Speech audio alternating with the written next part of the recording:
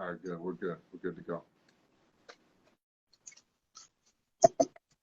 Absolutely. So just for starters, man, it's a real pleasure to meet you. I've had the opportunity to follow your career, not just what you've done on the court, but, the work that you've done off the court, the Ali Humanitarian Award, what you've done with your family foundation around clean water and education.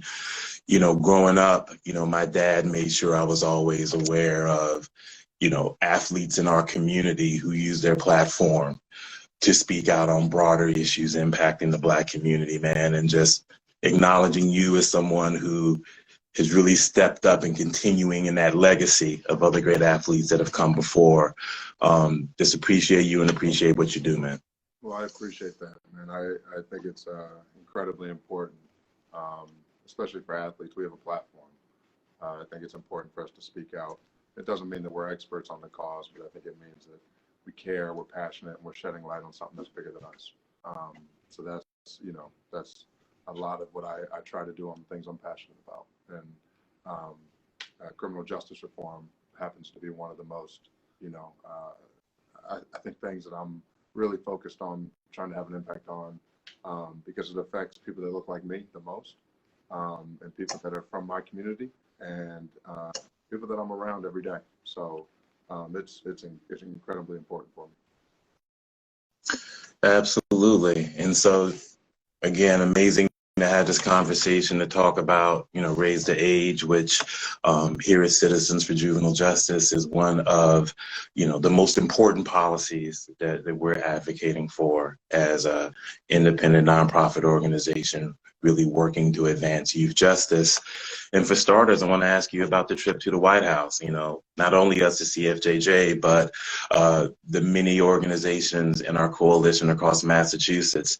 We were also happy that when you and your teammates had the ear of the president, that you not only spoke about criminal justice reform broadly, but that you highlighted raise the age. So can you just talk a little bit about that trip and that opportunity you had? Yeah, we got the opportunity. A guy that I think the Celtics and, me, Jalen, and Grant have gotten close to and connected with, Scott Budnick, really connected the dots for us, gotten us an invitation to the White House to sit in front of, I think, some of the White House experts on criminal justice reform that are really working hard on it, along with people from the DOJ that are, trying to really push forward the progress in this area.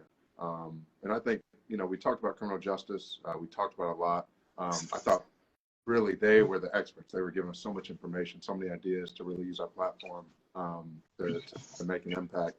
I really, the main thing I thought that was interesting was a lot of the time when people aren't informed, even myself sometimes, I'm thinking, why isn't the White House doing more? Why aren't elected officials doing more? And I came to sort of find out there are a lot of barriers that people face in the White House that are actually really pushing forward. They're very educated on the area on criminal justice reform.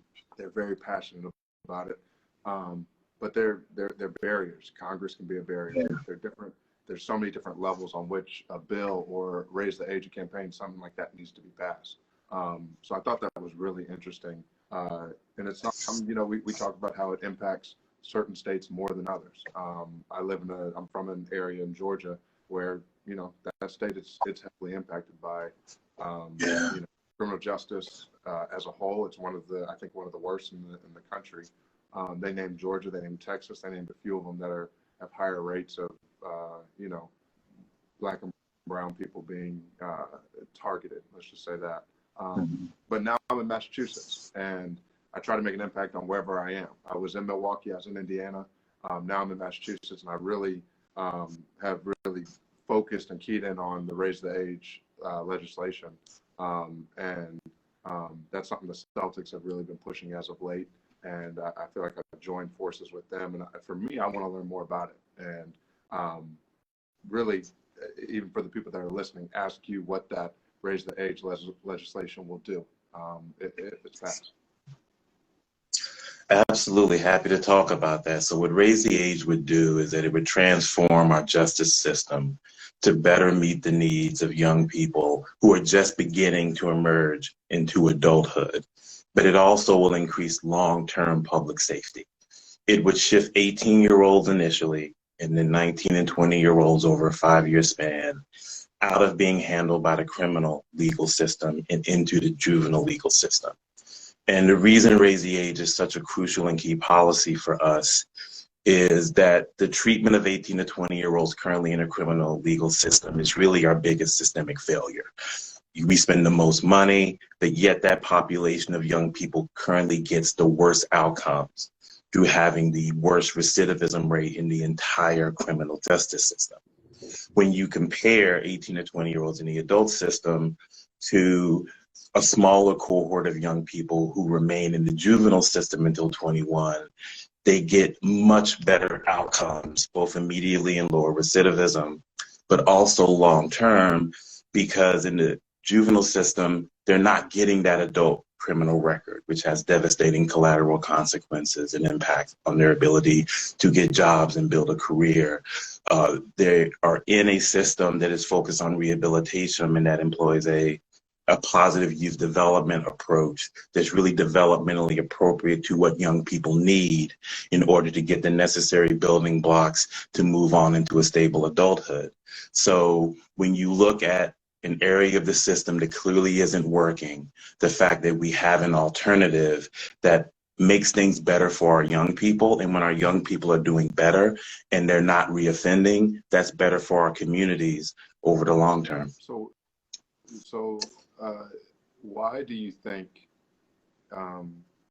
legislation like this hasn't been passed? What's the barrier? Why won't Congress? Why won't people step in? Why won't people pass this bill? Why won't the state? Why doesn't the state see this as necessary to pass and to really impact these teenagers' lives?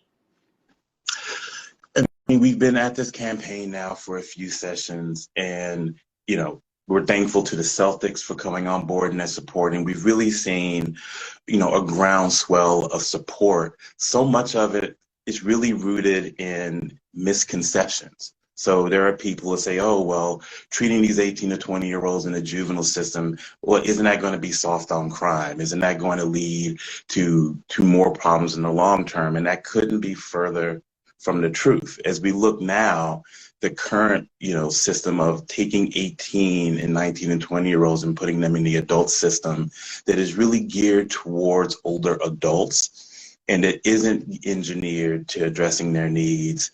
The recidivism rate, 3 out of every 4 young people who touches an adult correctional facility ends up being rearrested, and 1 out of every 2 ends up being reconvicted. So the current sort of conventional wisdom, tough on crime approach isn't working. When we keep these young people in the juvenile system, even though they are coming into the juvenile system as youthful offenders or on serious felony offenses, that recidivism rate immediately gets cut in half.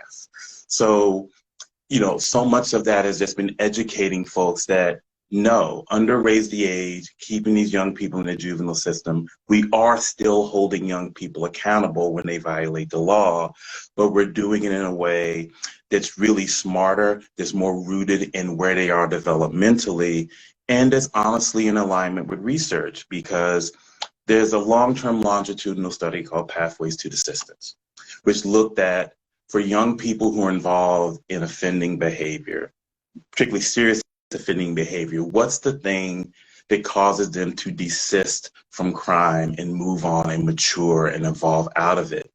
It's not punishments or longer punishments or threats of punishment. It's really a positive youth development approach that ensures that young people are able to acquire necessary building blocks, finishing school, access to employment, and access to employment where they're able to move from job into career, gaining financial stability. When young people have pro-social supports that help them really navigate that pathway, they desist from bad behavior and they move on to a stable adulthood. When you continue to lock kids up, when you continue to cycle them in and out of the system, there's an increased likelihood are dropping out. It becomes more difficult to get a job when they have a record. It becomes more difficult to then, get that level of financial stability. And it just makes young people more likely to continue to get in trouble. So really debunking some of the myths of what really works and doesn't work, that's been a big part of, pushing back on some of that resistance and hopefully getting Massachusetts to a point where we can get this policy across the finish line. Right. No, I think when you're, just from my point of view, I think when you're born into a poor community, you have poor teachers, you get a poor education, then you end up getting not a high quality job, and then the cycle continues. And then you add in the police targeting you, you add in going through the criminal justice system, and the unhealthy cycle that you talk about, the dysfunctional cycle continues, and then it continues for your kids. So I think it is something that we have to break. As far as raise the age, has Massachusetts already raised the age before, or would this be the first time they've raised the age? Massachusetts has indeed raised the age. When I started practicing as an attorney in the juvenile and district courts back in 2001, 17-year-olds went into the adult system. And that's the way things were always done. And, and it was really crazy because we were drawing like a line in the middle of every 11th grade classroom. And depending on whether or not you turned 17, you were then either treated in the juvenile system and held accountable there, or you were put into an adult system that was harsh and simply didn't work. At the time when 17-year-olds were pulled into the juvenile system, all the arguments that we hear against raise the age now, we heard then. Oh, it's going to lead to a spike in crime. Oh, it's going to make things so much worse. Oh, you're not holding these kids accountable. Oh, the system's going to explode. Well, what we found was when 17-year-olds came in, initially the first year, there was a slight increase in the number of cases, but then that number progressively went down. And since 2013, when 17-year-olds were brought into the system, juvenile arrests have declined by 62%, with faster declines in violent and property crimes than the national average here.